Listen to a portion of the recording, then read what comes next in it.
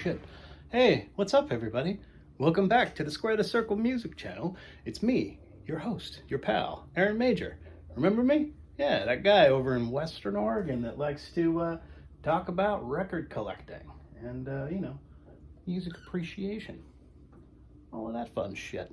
So, hey, while I got you here, I wanted to share with you some shit I've been thinking about. Stuff that really kind of makes my butt itch, grinds my gears, I guess you could say. I like to do these focus pieces every now and again. It's been quite a bit of time since I've shared my unpopular opinion with you folks. So let me take you aside and grease the wheels. I'm going to spit some fire at you. No, just kidding. I'm not that, vitriolic. Is that a word? I don't know.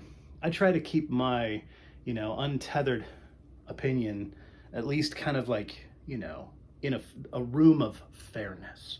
Because I talk, a decent amount of shit about a lot of groups that you guys love dearly and music that you've been listening to your whole lives and everything you feel so intimate about and everything's so sacred to everybody. Everyone gets their little panties in a bunch about some of the shit I say. So let's remind everybody that these are opinions. My opinions, to be quite specific. If you don't like opinions or you don't like my opinion, go watch a different fucking channel. So I'm going to get right into it. Check out some of my previous episodes. I've shared little bits and pieces of how I feel about music and culture and whatever the fuck else. And I'm going to continue that tradition today. And I'm going to do a little episode for you of my not so popular opinion. And we're going to talk about those albums that have, I guess you could say, a fly in the ointment.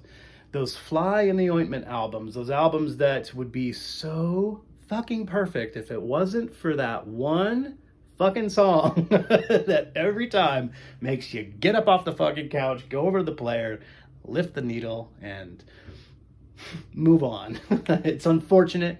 And again, like I said, this is just riddled with subjectivity. And this is just my, my sensibilities and my opinions. So here we go. I'm going to share these with you. I got 10 of them here. And these are all, like I said, some of my very favorite albums that I adore. And it just so happens that I can't put them up on that pedestal of being absolutely perfect albums just because there's always that one stupid spoiler that just rubs you the wrong way. You know what I mean? So, grease your chaps and get ready for a little bit of a rough opinion piece by yours truly. Starting with some legends. The legendary Beatles. One of the few albums that I own by the Beatles. I'm not a super fan. I love and respect everything they gave the world. Of course, each individual artist involved with the band is incredibly talented in their own right. And they gave us masterpieces, one after the other, for a decade straight. And this album is my favorite Beatles album. And this would be, in my opinion, an absolutely perfect album if it wasn't for that bullshit, sappy, horrendous little bit of an overture by yours truly, Sir Paul McCartney, Long and Winding Road. It's like third in on the B-side. And it takes the whole album that's just like progressing and just ratcheting up and just gets cooler and funner and more wild as it goes along, and then suddenly brings you to your knees and makes you want to cry. It's no bueno. It's one of the sappiest bullshit tunes that Paul McCartney ever put out. And he put some weird hippy-dippy bullshit out, didn't he? Some Buffalo Bill, Rocky Raccoon horse shit. Horse pucky, if you ask me. Most of the White Album is just kind of like, throw it out the fucking window. But whatever. This album's magnificent. I love everything about it, except for that song. It's a bummer. That Fly in the Ointment. Great album. So let's keep talking, shall we? I brought my crimson red coffee mug to the conversation. I hope that's okay. feeling bold, feeling powerful. This is my power mug. I don't usually talk to my power mug, so please excuse me. Next on the list is a a nerd masterpiece to myself. You know, I've never really talked about this album in such esteem to where I've been like, it's a perfect album. But like, I listened to it a bunch recently, and it fucking takes me away. It takes me to that special place. Takes me to that special, what is that from? Oh, is it Happy Gilmore? Go to your special place. Yeah, it takes me to that special place, and I get lost in it, and it's super fun. That main sequence song, especially as it bleeds into the last little outro of Sword of Orion on the A side, all of main sequence being like, what, like a 9-minute kind of like experimental jazz rock tripped out fucking synth masterpiece there on the A side. You're like, where's this album? Can this album get any cooler? I mean, the opening track, you know, that, you know, fucking Cosmos soundtrack, Carl Sagan, To the Stars. Yes, it's such a magnificent album. Albedo 0.39 by Vangelis. And then oopsie doopsie, someone farts like in your fucking face as you put on the B side. You're like, this is gonna get so much better, and it just doesn't, man. And the Alpha song is pretty cool, but then it bleeds into like a 20, almost like, I think it's nearly a side long track. It's more than 10 or 12 minutes. It's 12 minutes on the B side. Basically, it comprises almost all of the B side. It's called Nucleogenesis. Is it? Yeah, Nucleogenesis. And it's fucking bullshit. It's so terrible. There's absolutely zero dynamic or thought, more of kind of like the idea they were going with the song main sequence on the A side, like kind of like a really experimental, cool jazz funk littered with, you know, synth coolness of Vangelis, you know, and I don't know. It was more of that, but just like incredibly repetitive, no dynamic, just this like quick paced 12/8 kind of like loping, just over and over and over again with no real like development for like 12 minutes. And it just fucking, it sours the whole album. It sours this album. Too bad.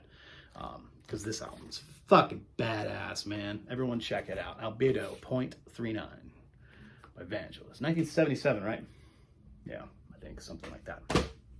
Okay, all right, guys, some more shit talking. This is fun. I like getting it off my chest. Not that I've been really thinking about this heavily for a long time, but I knew I wanted to do an episode like this, and I just wasn't really sure exactly what avenue to take. when I want to start throwing turds around the room, I'm like, how can I be tactful about this little situation, this little egg I'm about to crack?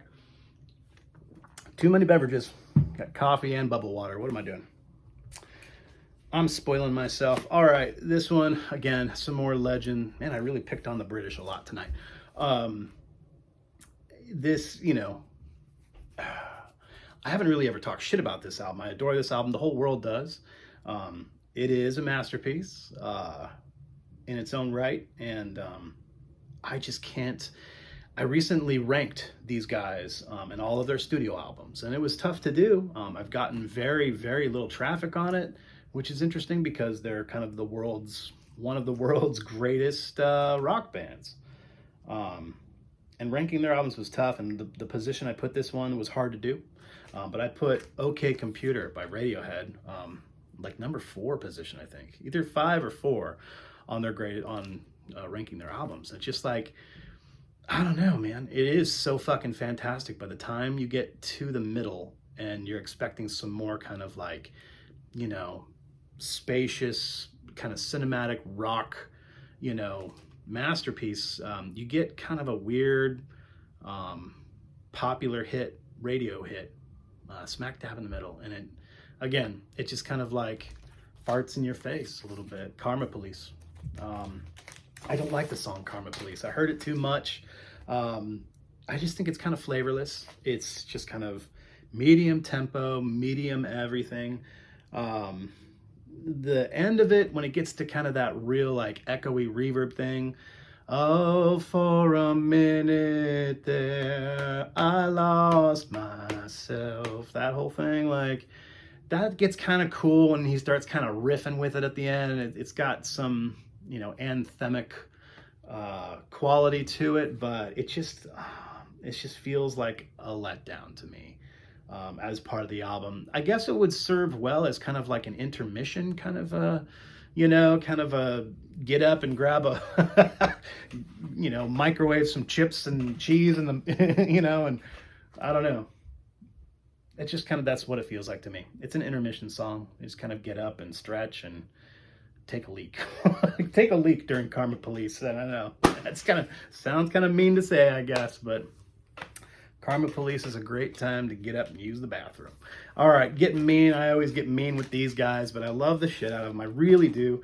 Most people really wouldn't think that by how much shade I fucking throw at these guys on my channel a lot of the time. But I love 1980s Permanent Waves by Rush. It's damn near perfect again. Those two albums, man, 80 and 80 was it 81 or 82 was Moving Pictures. Whatever, back-to-back badassness by Rush. Really the only two albums that I bother to purchase. I did recently pick up 2112. Is that what it's titled? Yeah. My brain's not serving me too well these days. I picked that up for shits and gigs, you know, a few weeks ago because it was in the bargain bin. It was like $3. Cover was all tore up, but whatever. I think this was the same. I think I got this in the bargain bin for $3. But Permanent Waves is so much better in my opinion. It plays through so great. I love albums that do this, that are like kind of the perfect length, like 3 tracks on each side. There's like one banger that's 10, 12 minutes, and then the other 2 are usually just kind of like fantastic 3-4 minute songs. This has that kind of formula, and then B-side, it's always on the B-side, damn it. Seemingly. Yeah, Entre Nous. Entre Nous sucks. It's a stupid song. Just fucking, I don't know. None of their lyrics are really fantastic. I know that Neil Peart did write a lot, especially in these days, of their lyrics. And you can kind of hone in and sense out his style of lyric writing, because it's all very fucking cliche.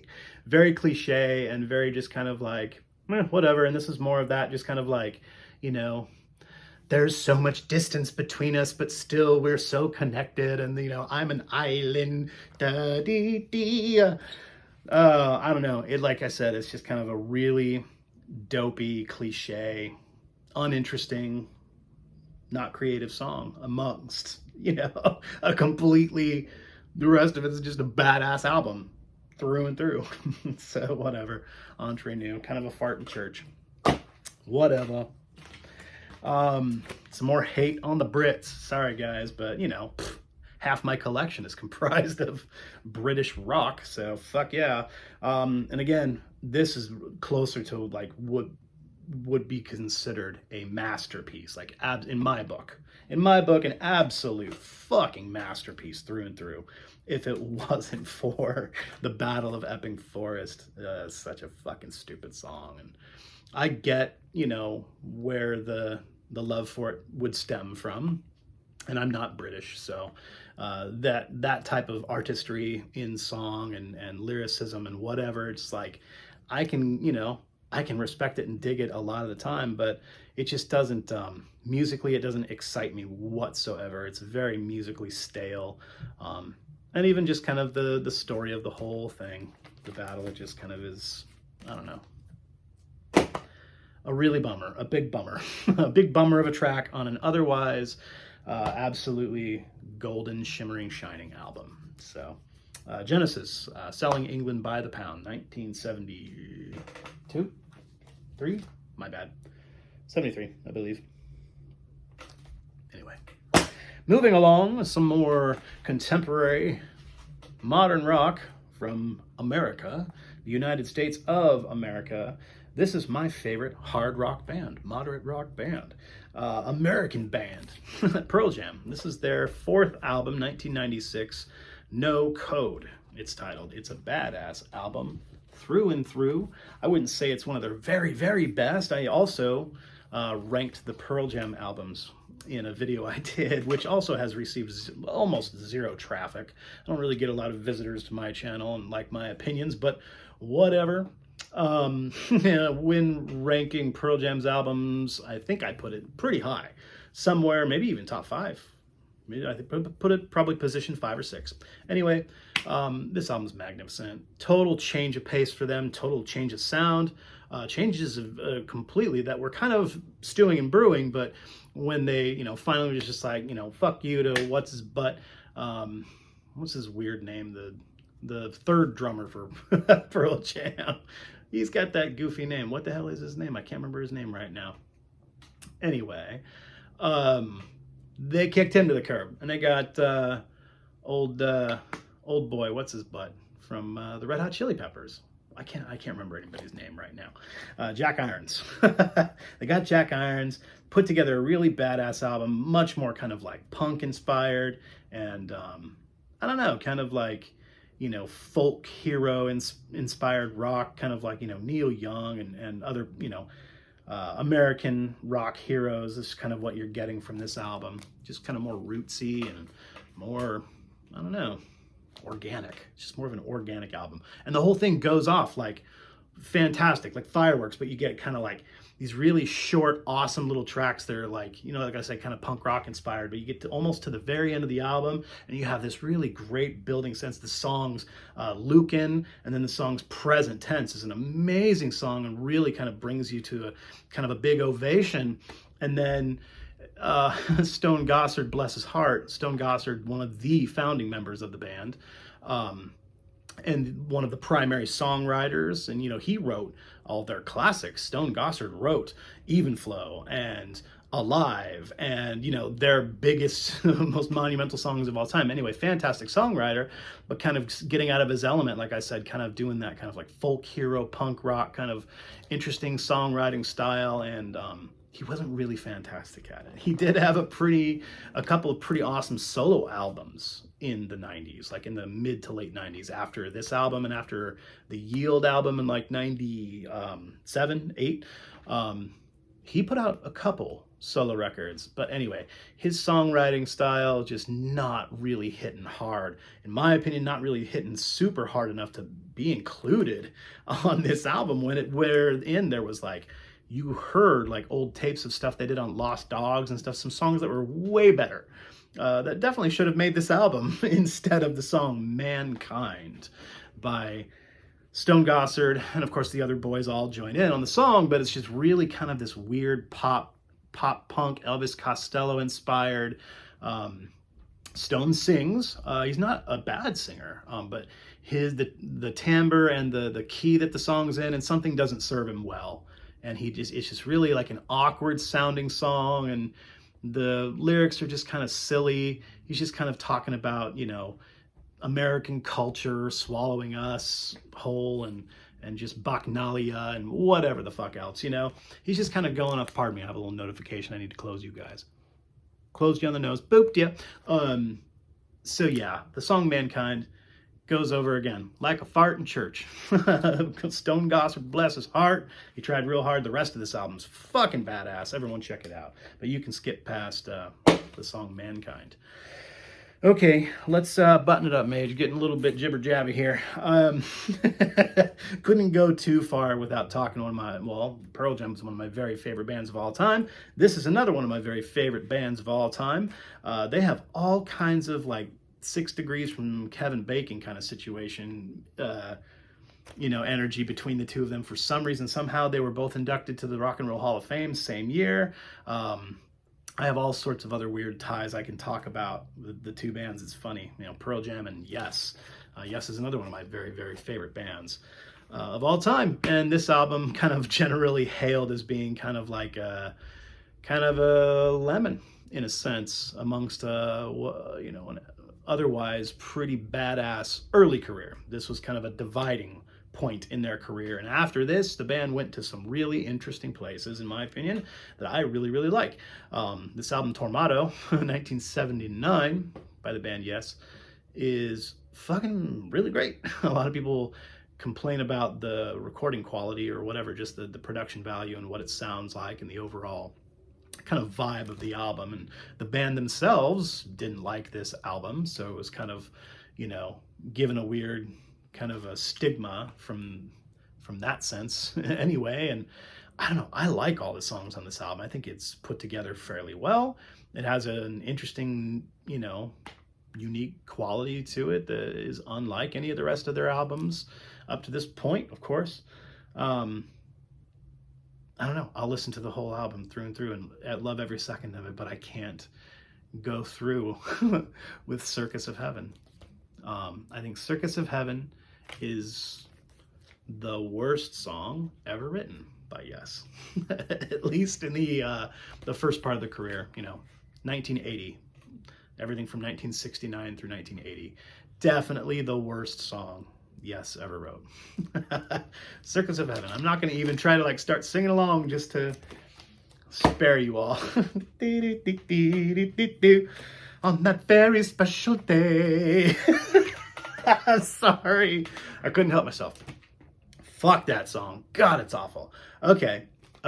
I'm not going to be so nasty about this one. I'm bringing it to a close, guys. But this is, again, an album I grew up on. It has, you know, a huge special place in my heart. I love it dearly. And I can understand why people wouldn't like this band. I can look at it from an objective point of view. I really, really can. I just have a really soft place in my heart specifically for this album because I think it's an absolute masterpiece. But then you get to that middle point where you're just like, man, God damn it, this album has been so fucking good.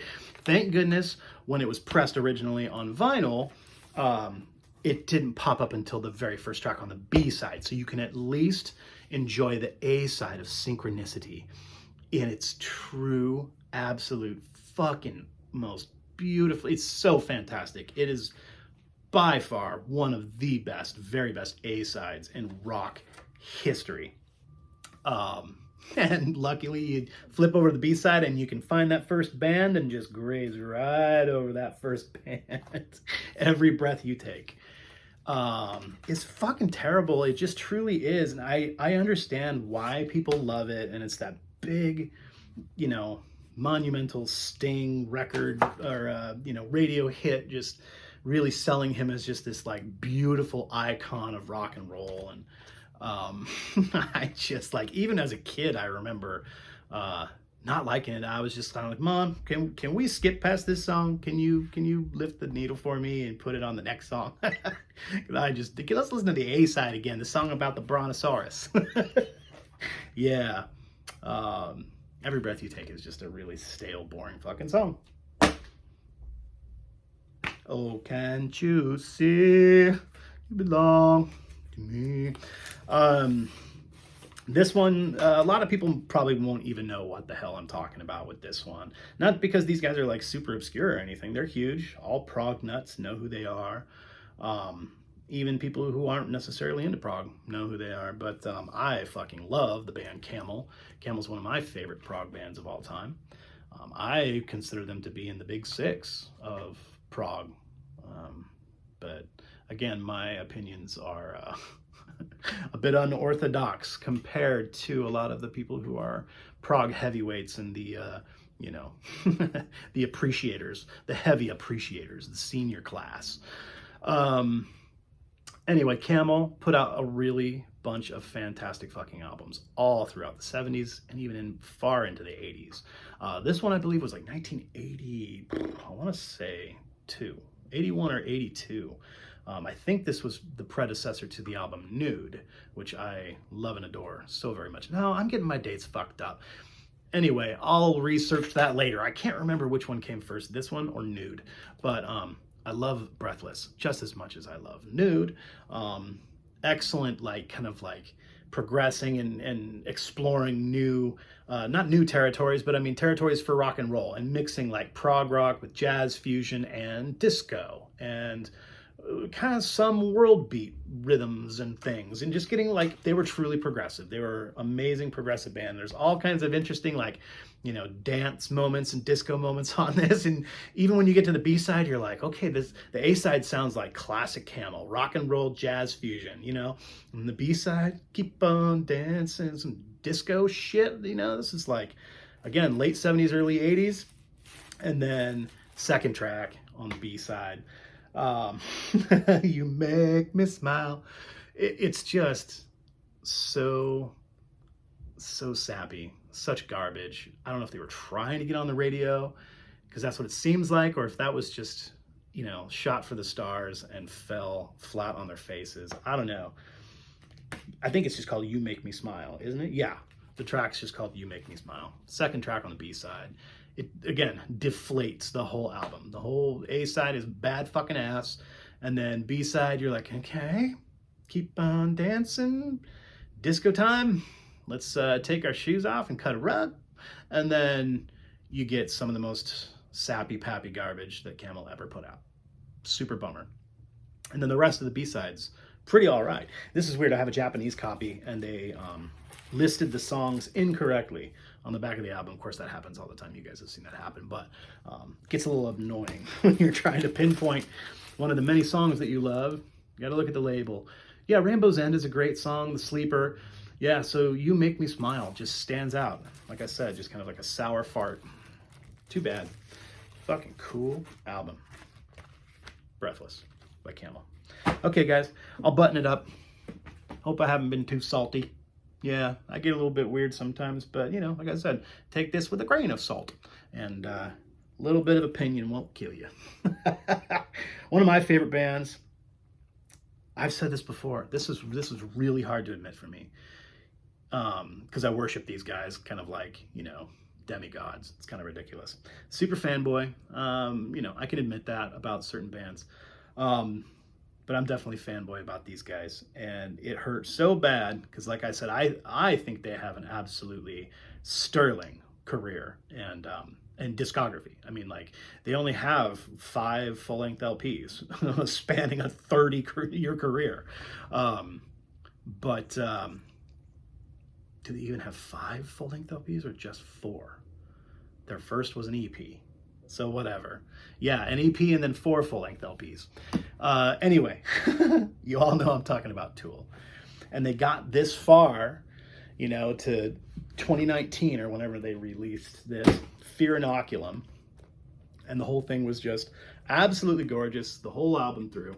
You get the first 3 tracks, just epic tracks. I'm talking, you know, 13, 14, 15, 16-minute tracks. Craziness. And then you get to the only song I don't like by Tool, the band Tool. It makes me think that maybe Adam Jones let Maynard try to write a song. I don't know. The song Calling Voices, the only Tool song I don't like in their entire discography.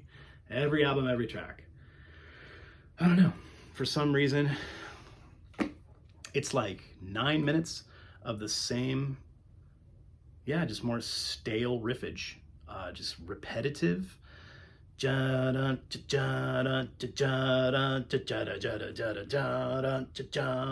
Over and over again.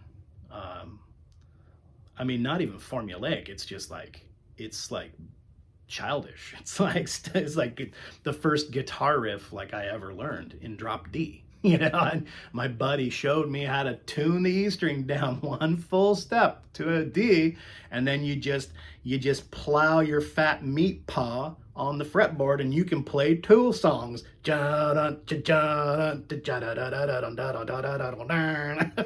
like, that's the whole fucking song, is 9 minutes of that.